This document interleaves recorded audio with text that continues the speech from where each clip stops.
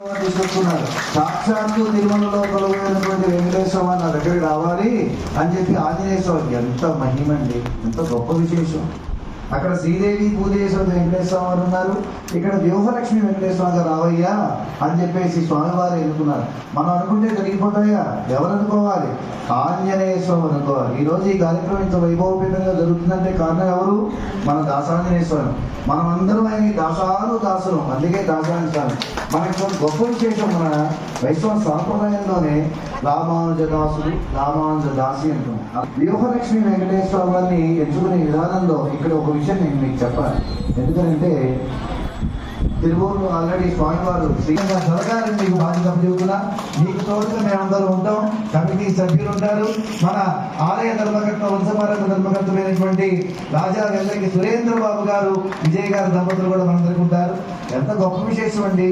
ప్రతి రాయి పేర్చికి ఒక ఇల్లు.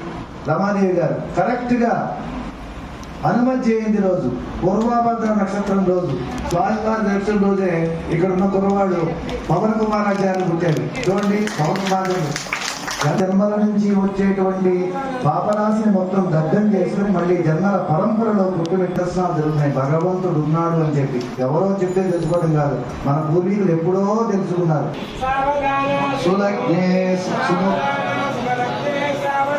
శ్రీలక్ష్మీ కమలాలయ వసుమతి రామానుజ జగద్రక్షిణి కళ్యాణి సకలేశ్వరి సరసిజా భాగ్యానుసందాయిని శోభాంగీ మలేశ్వరి మలిని నారాయణి శ్రీసతి పాయాన్నో భగవాన్ పురాణ పురుషా కుర్యా సదా మంగళం సావధానా సుము